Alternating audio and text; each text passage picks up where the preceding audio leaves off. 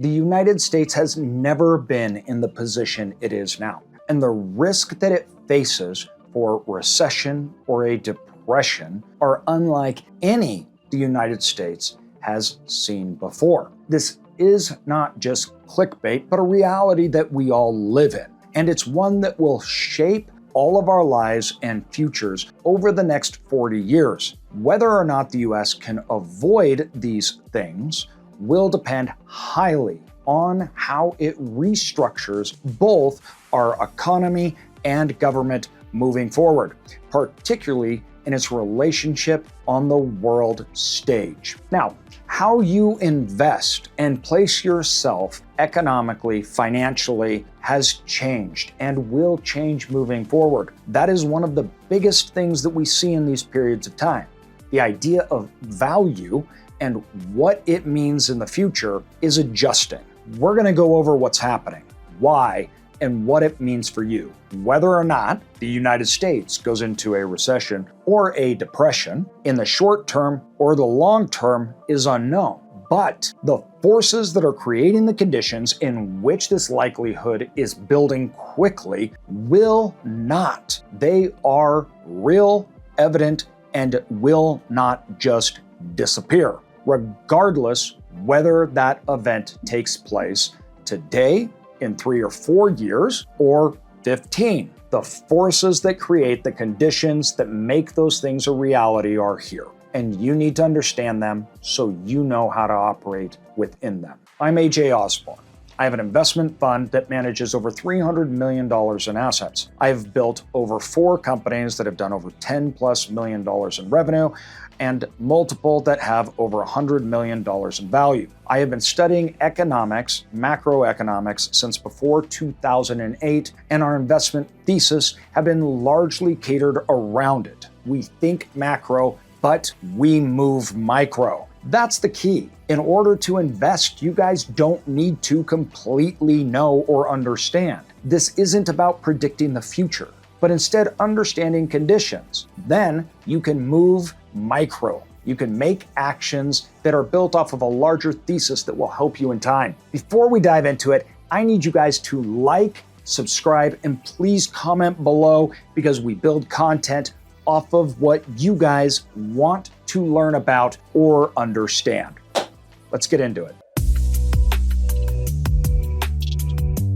All right, let's start off simple. Recessions and depressions are a function of economic contraction in the overall production of the economy. So in its simplest terms, the economy is not growing. In fact, opposite, it is shrinking. What's the difference between a recession and a depression? That actually is up for debate by a lot of people. One of the best statements I've ever heard, though, is when there's a recession, someone that you know lost their job. When there's a depression, you lost your job. Now, it's a little tongue-in-cheek. Simply mean, though, a recession or a depression varies widely on the people it affects. In a recession, if you're the one that's laid off or loses everything, it's a personal depression to you. So largely, it's the scale of impact of the contraction and its individuals in which the economy represents. A recession is a momentary, short-term economic cycle. The best way that we can tell the difference is recessions are actually caused by the government for the vast majority of the time. I know that blows your mind, and you're saying, what? No, they don't. Yes, they do.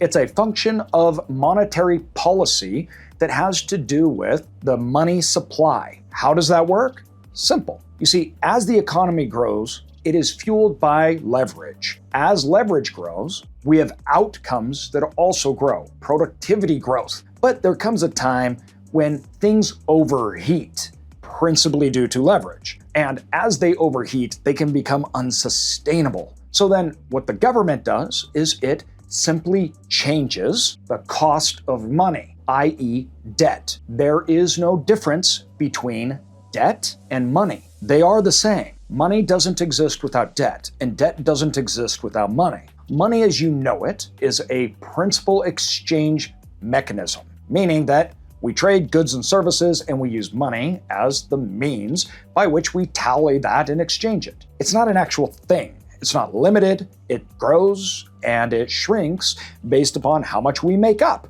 That's it. So in order for this to all work, there has to be a governance that actually looks at the debt and the money supply and limits it or allows it to naturally grow. The problem is, if there isn't enough, you have massive deflation. Money supply that disappears means everybody loses their job and the gas that goes in the engine isn't there, so the engine can't run. But too much money is also very dangerous. Too much money means there's too much chasing those goods and services that are limited. This causes something that our generation is now intimately aware of. That's called inflation. So the government has to control it. Not too much and not too little. That's right. The Fed is the Goldilocks in our government. They want it to be just right. This money supply will dictate lots of things, and it is the primary function of all economic cycles. When this gets out of control, meaning the Fed can't control money supply by simply raising or lowering interest rates to affect debt, and it can't do things like QE, that becomes a depression, and it spirals out of control. And you have deflation. Everyone's selling everything. Everyone's hoarding money. Everyone loses their jobs. Companies contract. They try to stay alive. And it's a self-fulfilling cycle that goes down. The government acts as a backstop to deflation. How? When things start to spiral, they ramp up the printing press. That's right. And they do it in a big way. Why does that matter? Once again, more money means more demand. i.e., if they print money, it makes the money that you have worth less. And then there's more money in the system than there are goods, services, and assets. So the money goes to assets to try to save value. Because if not, their money's going to be worth nothing. Then people start buying assets. They start buying more and more things, and deflation stops. Because now the money isn't being hoarded, it's being put to work. And that stops prices from falling. Inflation, it's just the other side of the coin. Too much money, inflation goes. What do? You get rid of money. How do you get rid of money? You raise the cost of debt and the money stops. But depressions are out of control. What is inflation that's out of control? That's hyperinflation, the opposite of a depressionary period. All right, now we got it. Normal economic cycles. So you say, great, AJ, that's what we're doing? We're headed into a deflationary period of time, a depression? No, this is actually much worse. And let me walk you through it. First, let's take a look. You see, the economy has a way of getting rid of debt and getting rid of money. So when you have too much debt and you can no longer afford it, you declare bankruptcy. That wipes the table clean. Now, it doesn't just magically disappear, because one man's asset is another man's liability when it comes to debt. So when that liability can't be paid and gets erased, you also lose an asset. Both the liability of the person that has to make the payments is gone, but then the asset of the lender is gone.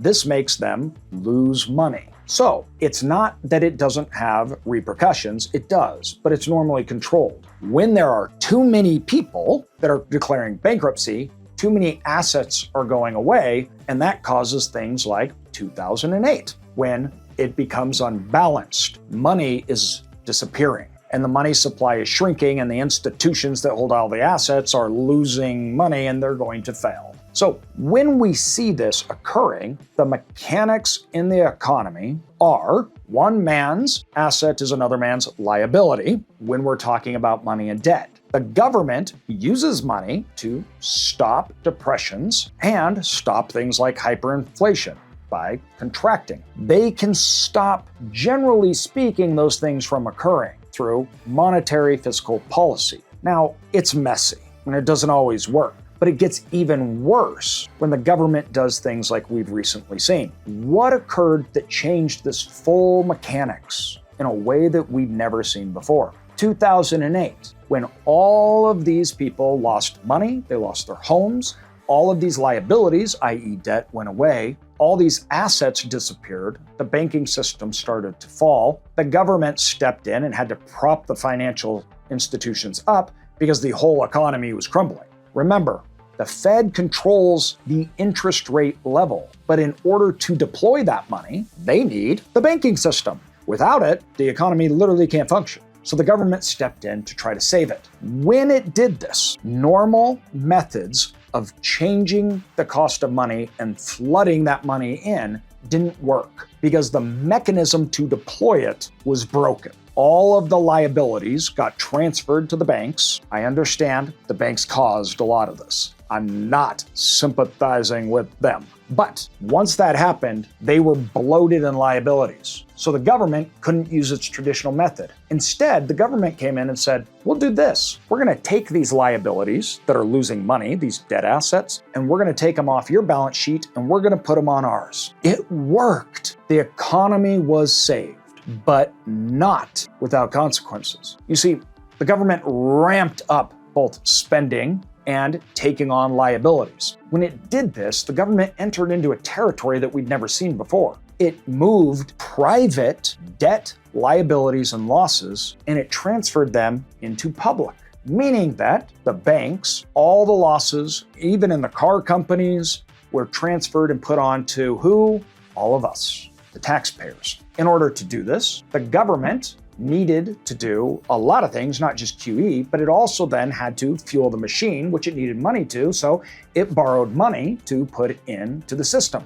This was a large change in all economic policy history for the United States. In fact, it was so big and it was driven primarily off an economic way of thinking. And this was held not just amongst economists, but within the government, including things like senators and congressmen, who believed that the United States, because it's a reserve currency, could basically just print money, never ending. And so they did. This is a Keynesian way of thinking, that the government should be vastly more involved in the economy. And so from that point on, it had moved in to take on roles of the economy. And it didn't back up that much. In fact, that policy, that viewpoint didn't leave. This is something that was very important in 2008 that the Fed, as well as others, were very nervous about. It's called moral hazard. And it means once you've done it, well, we'll just keep doing it. It had never been done before, but now we've done it, now it's easy. We've opened up the door, and we got to do it for one, so we should do it for others, and it becomes a runaway thing.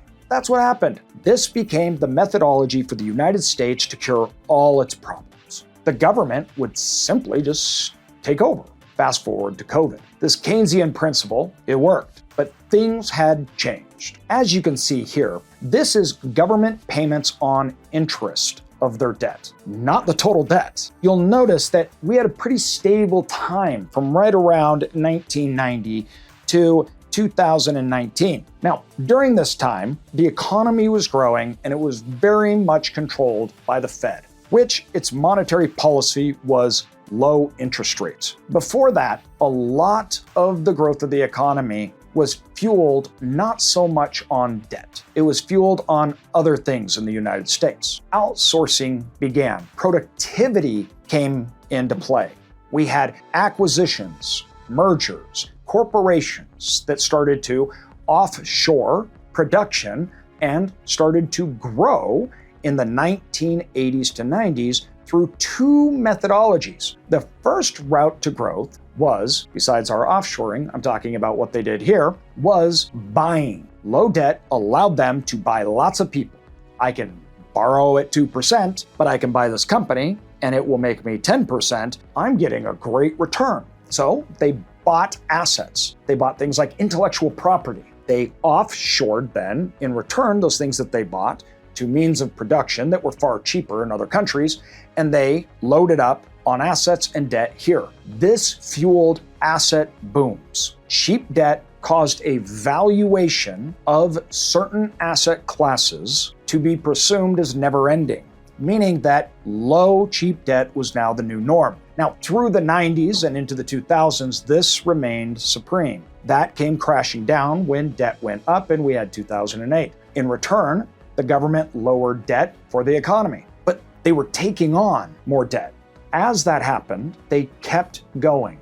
We're the reserve currency, nothing would happen. Then entry COVID. Shut down the economy, the government will become the economy. But why was that different than 2008? It was different from a very important reason. You remember when, in 2008, I said all those assets turned to liabilities and the money supply shrunk. The government had to put money into it to stop the money supply from shrinking. In COVID, there was no shrinking. In fact, cash, employment, you're talking about assets at highs, investing. The United States was in a great economy, a really, really good one. When they stepped in, started printing money, they were doing it on top of a debt cycle and money creation cycle. This fueled the money supply. In fact, I talked about this in 2021, and it was one of the major investment theses that we had moving into the future, is that we would have inflation, interest rates would rise. We refinanced around $100 million of debt at the time and locked it in for 10 years lower in preparation. And I paid more, which all the banks and everybody did not like or think we should be doing. But sure enough, it occurred. It wasn't about knowing the future, it was just understanding the conditions that we live in. When this occurred, though, in order for the government to make things work, because the government has to pay for everything, it also has to pay for debt, and they never want to say no to anything. Spending never ends, it just compounds. So what do? They borrow. This borrowing continued and continued and continued. After COVID went away, you would think the borrowing would stop, but that's not what happened. The money supply went up during COVID. After COVID, the government kept borrowing at rates we have never seen before. This not only caused inflation, but when the Fed raised interest rates to shrink that money supply, to make the money go down, the government didn't like that. Why? Because when you make interest rates go up, you contract economic activity. And that means recessions. Slow down economic activity, and recessions mean that politicians get fired. So the government did something that it could do to offset this, and that's that it kept spending and borrowing at a pace we had never seen before. What this did was it made much more of the economy part of the government. In fact, for years, 50% from 2023 and 2024, as high as 50% of all new hires were from the government. The government was actually driving the economy.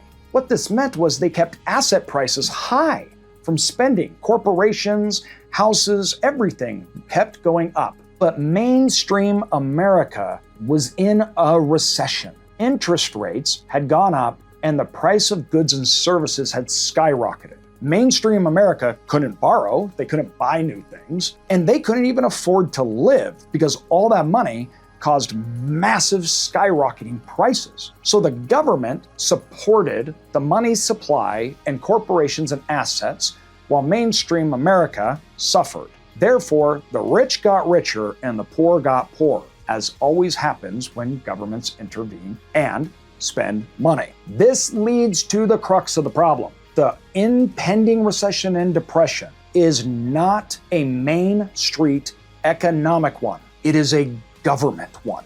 Why? Because the government is now having real issues with its ability to pay for all of this debt that we took on. Its debt has doubled and tripled in the last 10 years. When the government can't bail out Main Street, what happens? Even worse, when the government fails, who bails out the government? This is a massive change in the entire world economic system that had been propped up by the United States having high economic growth, low debt, and a government that was the de facto reserve of all things monetary for the world, including to the point of supplying countries with food, materials, cash, support, help from our army, etc., etc., etc. We were supporting the world and their growth to a point that the European Union didn't even need to pay for their own military. In fact, they didn't need to pay for a lot, yet they were benefited off the taxpayers of the United States, which was great. We had high growth, excess amounts of money, low debt. We were prosperous, and that worked out great. But that machine that created it ran into problems, where its ability to do all the things that it wants to do, all the things the world wants it to do, stopped. When governments run into this problem, they have a few choices, and not good ones. Essentially, what we're talking about is amnesty. The government has to make decisions now that it's never had to make before. And if it can't pay its bills, what does it do? Then, if it can't do those things, what happens? And what happens to you? First, the government grows its way out of its spending. This was the old world. The government and our economy grew so much, they got tax revenue from it, assets, everything increased. That justified spending. That included taking on new debt. We can take on debt, but the economy's growing.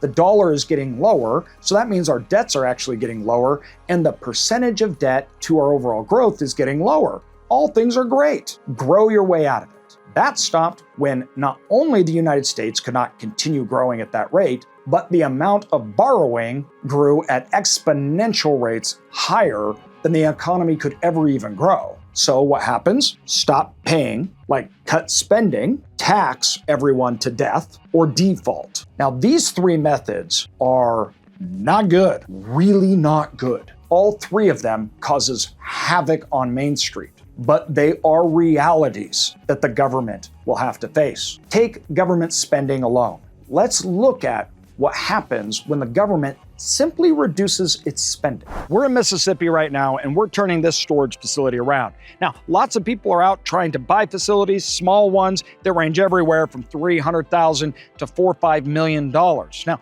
they're worried about getting the money or having the financing. This is why we team up with Live Oak Bank, because they get this. They understand storage. In fact, we have them help us underwrite deals for our students and others, because they are one of the best people in the industry when it comes to getting loans, especially small business loans. They can actually help the customers when they find the asset, understanding how much debt can I get? What's it gonna look like? Not just because of the customer they're working with, but because of their knowledge base. That changes them from being a bank to being a real asset to the customer. We recommend Live Oak Bank to our students as well as others that are trying to get into the storage business. They have an in-depth knowledge of this asset class, so it's more than a bank, it's more than simply getting money. They're actually an asset and a partner to them, helping them go through all the things that they don't know and understand.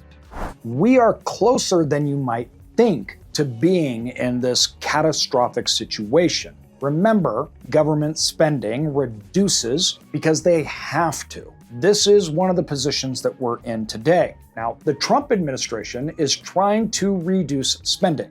They want to reduce spending and change this balance, meaning have the economy come up and the government go down. So the government is not playing as big of a role in the economy. Why? Because the government can't. It's lost its ability to. How do we know that? Interest rates are rising, and government bonds are harder to sell. Less people want them. The US debt has gotten so big that we have a lack of confidence, and that cycle is starting, and it has already started over the last few years. The key here is the government, when it drops spending and tries to play less of a role in the economy, therefore not taking out as much debt and being able to sustain itself on tax revenue. But they're not even trying to not go into debt, just reduce the amount of debt that they take. They want to do so in a sustainable rate, like Ray Dalio talks about. And he mentions getting down to the 3% mark, a very important, more sustainable mark for the United States to be in. That means the economy has to get back in line with the government. So reduce government spending, but that has an effect on the economy. Government spending going into the economy has propped up the economy. This is a dangerous spot to be in. If the government just pulls out of the economy too fast, obviously the economy could suffer. But because the government isn't, and it keeps taking on debt, interest rates are going higher. The ability for the government to pay its debt is becoming less and less reliable. And so we're here. We're at a fork in the road. It's not going away. It's started. Now, how bad has it gotten? Well, take this into consideration. To start off, the new administration said, let's just make a rule. And that rule is that funds have to be traceable to what the US government has said they have to spend it on. All they want to know is that $1 of spending went to where Congress has said it should go. Basic, like as basic as it gets. I think that the vast majority of people would be surprised that they don't know that, or even have a mechanism to see it. By installing this, where there had to be an accountability of simply knowing where the money goes, we saw a reduction in government spending to the tune of hundreds of billions of dollars. This is important because they didn't cut spending off. They only asked to see where the money was going. And somehow the government stopped sending hundreds of billions of dollars out that nobody knows who it was going to or where it was going. This resulted in a contraction of roughly just over 0.2% of economic activity. That doesn't seem like a lot, but you also have to remember that the economy shrunk by just 0.3%, meaning that that simple misallocation of funds alone made up for almost the lost total in economic activity that we saw in the downward revisions that made our GDP shrink. Now, the rest of the loss came almost entirely from trade deficits, where we had front-loaded trade. So it's not that it was gone, but it's a timing issue. Why? Because of tariffs, they front-loaded trades, brought it in, and there was a huge deficit as companies held inventory and moved out through the rest of the quarter while everybody was waiting to see with tariffs. This deficit was massive. It may self-correct next quarter as it simply rebalances with when they order and when they sell goods. It doesn't mean that it was actually lost. With that, where did the rest of the loss come from? It wasn't the economy. So we saw negative GDP growth, but it was entirely driven by the government between tariffs and accounting of government dollars. In fact, the real GDP actually grew. We have not seen mass unemployment. We haven't seen people get their jobs laid off. We did not see major contractions. In fact, payroll went up. This shows the sensitivity, though, at this moment. The government needs to reduce this spending because it will take down the economy if it doesn't. It's affecting the economy through interest rates because the private sector has to pay more to get debt because of the government's actions. Now I know what you're thinking. AJ, you haven't even mentioned taxes. If we just raised taxes, this would go away, especially from the top 1%. You're not wrong, but you kind of are. Let me explain. First of all, we are at one of the lowest tax bases that the United States has seen in a long, long time. And you are correct. That does obviously add to the deficit. Now, it should also be known that we are still at a higher tax basis than previously most of the United States history. But regardless, the government spending means taxes have to go up. And that is very, very bad. As we've seen, the government simply can't account for hundreds of billions of dollars, more or less wasteful spending, which we haven't even gotten into. The private sector has to give up money to pay for that. Those are hundreds of billions and trillions of dollars that in the private sector creates job growth and more. But there's another problem. It is too big. We cannot tax our way out of this. Take this for example. Let's look at the top 1%. Now, if we had the most aggressive taxes in the world, we still would not get rid of a deficit, not including all the debt. We couldn't even get to break even if we taxed the top 1%, 100%, everything, taking everything, and we would still be in a deficit situation. But it's not that easy. Obviously, if you taxed 100%, you would destroy the economy immediately and it would fail. That would not work. There would be no more capital and everybody would move outside of the United States. But let's go and change it up a little. Let's say that you have a baseline tax of 50%, with a baseline tax of all of the top 1% paying above 50% regardless of anything. That's losses that they get as tax breaks, take all those away. Take all of the deductions that are legitimate, not the things like private planes and other things, legitimate ones like capital loss. Take everything away, have a tax rate of 50% that they actually pay. From 2023 to 27, you would still be almost $7 trillion in debt in just that time frame. If we went to 60%, you would still have a total of over $6 trillion in added deficit debt. The point of this is simply to illustrate that it does not matter how much you tax the 1%. It won't not only get rid of the debt, we couldn't even break even, and that was if it had no economic consequences, where the change alone to 60% would devastate the economy. That would be higher than all the other first world countries. But yes, there will need to be tax reform. The government does have to reduce spending. Tax revenues do have to go up so we can eat away at this on an ongoing basis. That is one thing that will eventually have to happen. And this is important. It is not just on the top 1%. That won't work anymore. You have to tax everyone more. And remember, a huge portion of the United States, we're talking 50%, does not pay taxes. That is not sustainable any longer. Because if not, let's look at what happens. An easy example is Greece, who they had a default. Their economy was subtracted by 25%.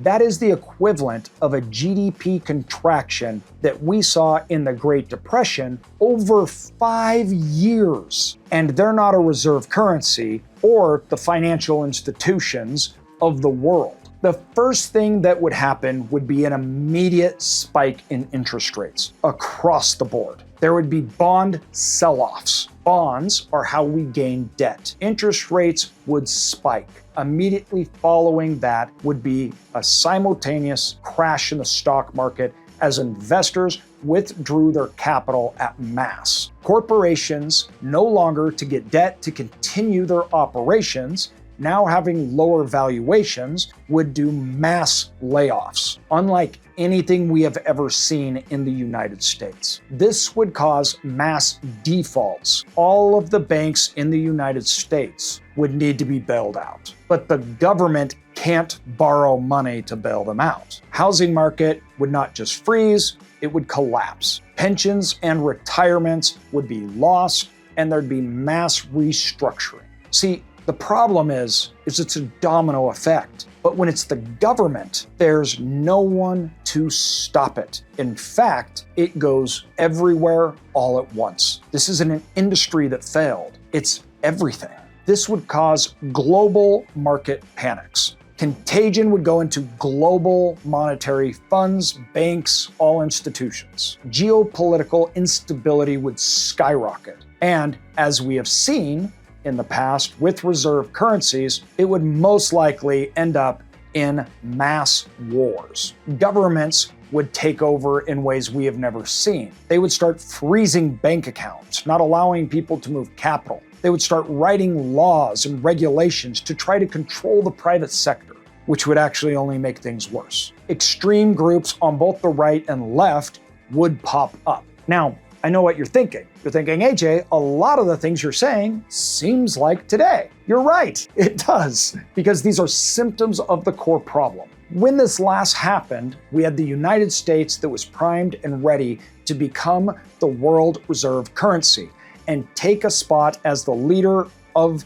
the economic and military might in the world. We do not have that today. As you can see here, there is no one that can step in to take that place. This would create a vacuum that couldn't be filled. And for this reason is one of the main reasons why I actually don't think this will happen. But we will see many of the symptoms of it because restructuring will have to take place to survive. And those will be economically violent, as we're already seeing today. These aren't political issues. These are economic realities that both political parties will have to deal with. This has been talked about since Obama. We do not have another currency or military that could take over. The BRICS are in the worst position of everyone. The Chinese yuan is 2% of the global currency, and it has to have restrictions so people don't move their currency around. The euro is fractionalized and weak. Plus, in this situation, China,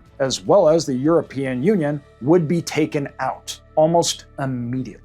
So what will happen? Amnesty is going to set in. How do we know this? Because it already has. Now, how has government solved all the problems of the past? They need more money, the economy's struggling, they print their way out. This option no longer exists. And how does it not exist? Because it causes inflation, hence the reason interest rates are up so high. What most likely will happen is a combination of cutting spending, raising taxes, slow economic growth, fueled geopolitical tensions, and hopefully the train will stay on the tracks. But the productivity, the low interest rates, the massive multiples that we've seen in the past, those are going to struggle. We have great innovation that will help with productivity, but the labor market is constrained because we don't have workers in the world to support the next generation. Furthermore, making it difficult to lower interest rates. The Fed and the government are in a tough spot,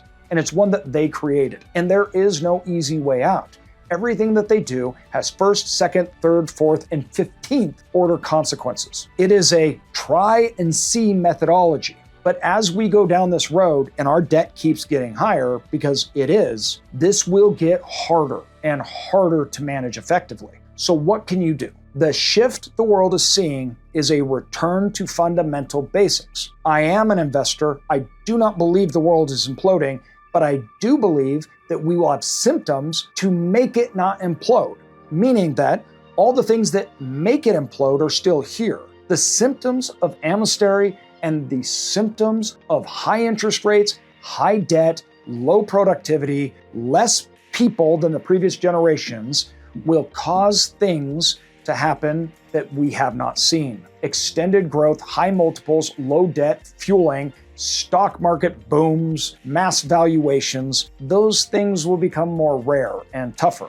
We will be in an era or a period of a return to fundamentals. We're talking value, real assets, real productivity. Inflation will be sensitive and high. Of course, we will have contractions and recessions, but the government can't print their way out of it because if they do, it creates inflation. That means we're going to limp along.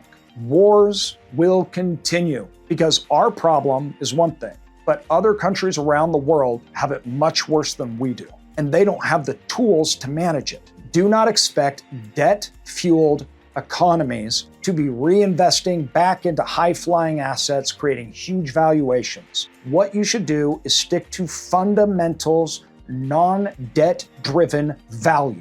Stick with the real things, real businesses, real cash flow, real invested capital to gain returns. Non-debt heavy needed. Now, when I say non-debt heavy, I mean debt heavy to create growth. Real estate at fixed rates, known that cash flow is above it, that's fixed debt. That's a good thing if the numbers work at the debt level it is and it's fixed. Inflation causes real things to grow in value. Don't chase unicorns. Build your financial house brick by brick, something that will withstand diversified, multiple forms of revenue that will protect you and compound over the long term. The world is going to continue to change and change quickly. Make sure you are understanding and following this account as we keep you updated of the changes and what they mean. Remember, this is not about predicting the future. It's about understanding the conditions that we are in and the results that those conditions create.